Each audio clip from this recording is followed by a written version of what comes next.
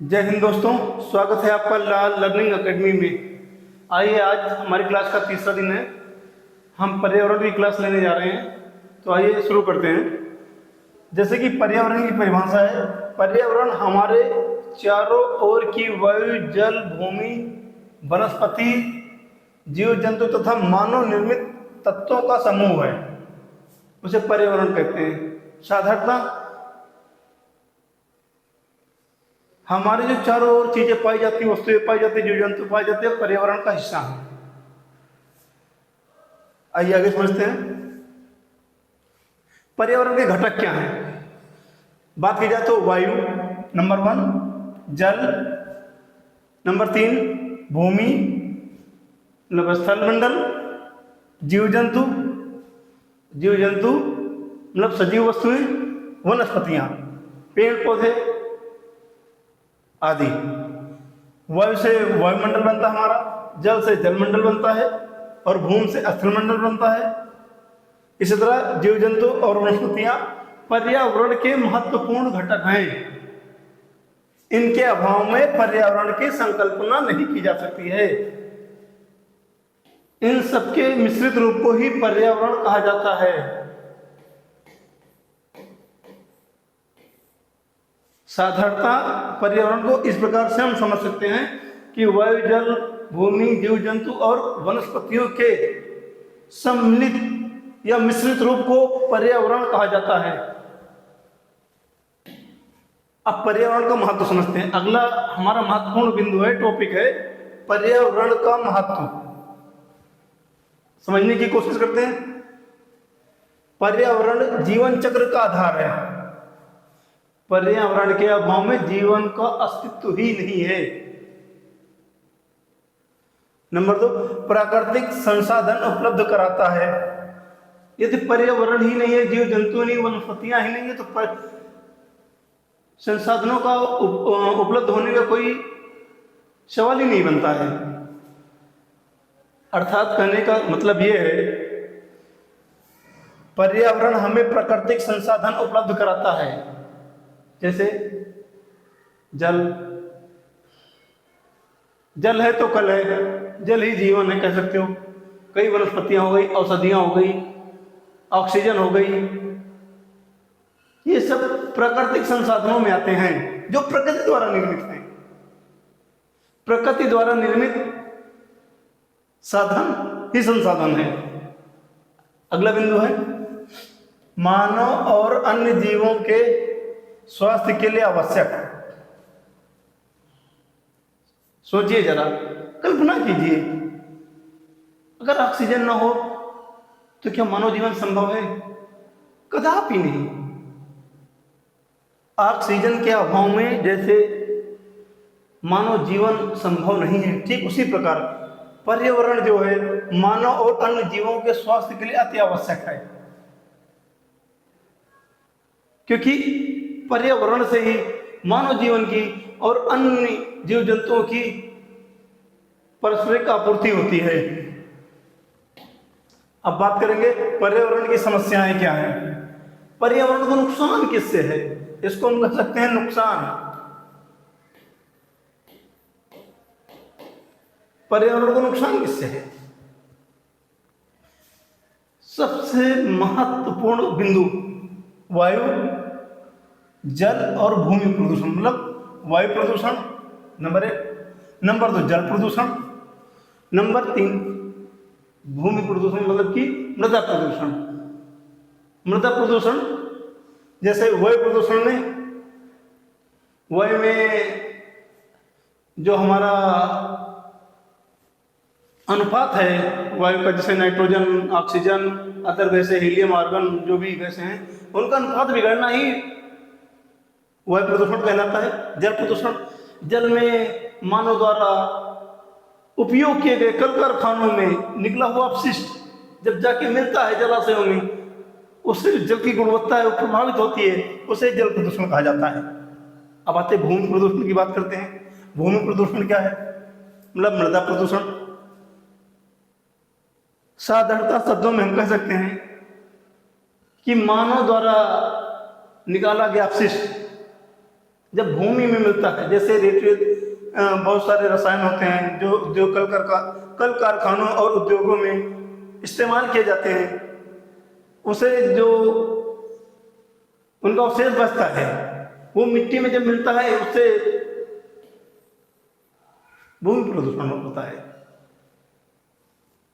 अगला टॉपिक है वनों की कटाई। वर्तमान समय में बढ़ती हुई जनसंख्या के लिए फर्नीचर, आवास, मकान, भवन आदि की आपूर्ति के लिए जंगलों को काटा जाता है। जैव विविधता का नुकसान।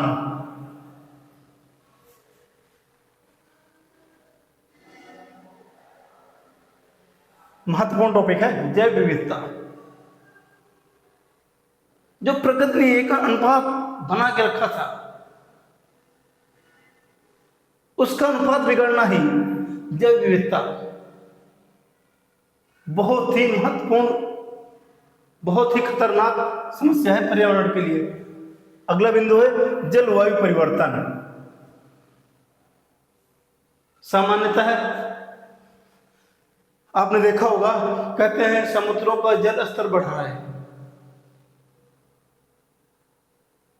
गर्मियों के दिनों में क्या देखते हैं, कई महत्वपूर्ण शहरों, मेट्रो सिटियों में देखते हैं, सुनने में आता है समाचार पत्रों के माध्यम से कि जल स्तर गिर रहा है।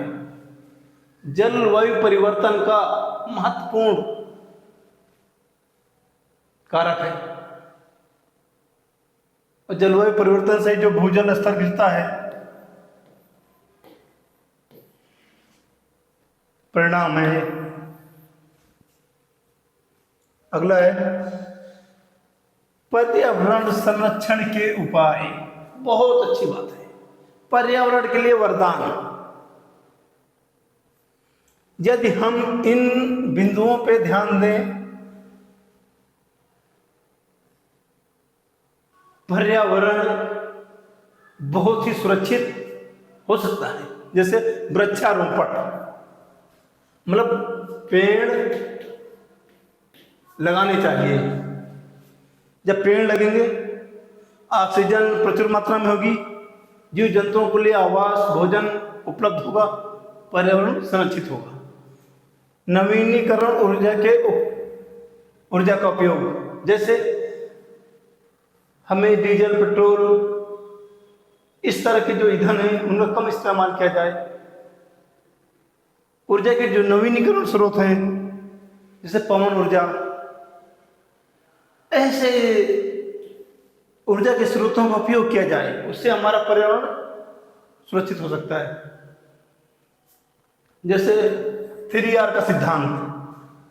अगला जन जागरूकता, लोगों के अंदर आंदोलन करके, शिक्षा देकर, उनको जागरूक करके यह बताया जाए कि पेड़ पौधे काटना, ध्वनि प्रदूषण बढ़ाना या मृदा प्रदूषण बढ़ाना ये मानव जीवन के अस्तित्व के लिए खतरा हो सकता है। इसलिए लोगों को शिक्षित करना बहुत ही जरूरी है। लोगों के अंदर पर्यावरण के प्रति शिक्षित करके पर्यावरण के प्रति जागरूकता लाने का काम करना चाहिए। इसी में मानव जीवन की भलाई है। अगला है भारत में पर्यावरण संरक्षण की पहल है। भारत में प्रत्येक नागरिक का कर्तव्य है, प्रत्येक नागरिक का। जैसे चला गया स्वच्छ भारत अभियान, प्रत्येक नागरिक ये स्वच्छता पे ध्यान दे तो इससे पर्यावरण हमारा सुरक्षित हो सकता है, सुधार हो सकती है। सुधार होगी तो दिन प्रतिदिन स्तर सुधरता जाएगा, पर्यावरण सुरक्षित होता जाएगा। अगला है जल जीवन मिशन, शुद्ध जल, जल का कम उपयोग, जल के दुरुपयोग होने पर रोक लगाई जाए। तीसरा राष्ट्रीय हरित अधिकरण NGT। चौथा ऊर्जा संरक्षण योजनाएं, ऊर्जा को संरक्षित किया जाए। जैसे बिजली या जो भी हमारे ऊर्जा प्रदान करने वाले उपकरण है या फिर जिनसे हम ऊर्जा प्राप्त कर सकते हैं वो तत्व हैं, उनको सीमित मात्रा में उपयोग किया जाए। फिजूल खर्ची ना किया जाए। अगला है हमारी जिम्मेदारी, मोस्ट इंपॉर्टेंट, परम कर्तव्य। हमारा कर्तव्य क्या है पर्यावरण के प्रति? हम पर्यावरण से हर चीज तो ले लें, पर्यावरण को हम दे क्या रहे हैं, इस पर ध्यान देना चाहिए। प्लास्टिक का उपयोग कम करें। मैं तो कहता हूं प्लास्टिक को बैन नहीं कर देना चाहिए, 100% बैन कर दो। पर्यावरण के लिए अभिशाप है प्लास्टिक। आप देखते हैं सालों साल प्लास्टिक की जमीन में दब जाती है, दबी पड़ी रहती है, सड़ती ना जाती है, पर्यावरण की मिट्टी और खराब हो जाती है उससे। इसलिए पर्यावरण को बैन नहीं कर दिया जाए। पानी और बिजली बचाएं। जल है तो कल है। अनावश्यक बिजली ना खर्च करें। अगर आप कमरे से बाहर जाते हैं, लाइट ऑफ कर दें, फैन बंद कर दें, बिजली की बचत करें। पेड़ लगाएं और उनकी देखभाल करें, बहुत ही इंपॉर्टेंट। पेड़ लगाएं, बागवानी लगाएं और उनकी देखभाल करें। उससे होगा क्या? आपको ऑक्सीजन मिलेगी, आपके समाज को मिलेगी, आपके घर परिवार को मिलेगी। उसके पश्चात आपको उसके फल मिलेंगे जो भी होंगे। जैसे आपने आम का पेड़ लगाया,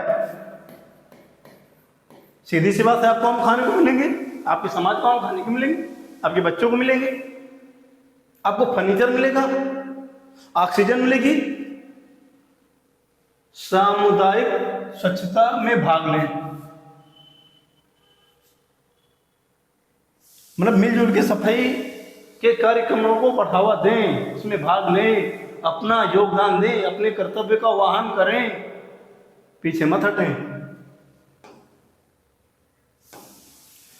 निष्कर्ष, जो अपने पीछे बिंदु पढ़े हैं उनको अगर आप पालन करते हैं तो निष्कर्ष क्या निकलेगा?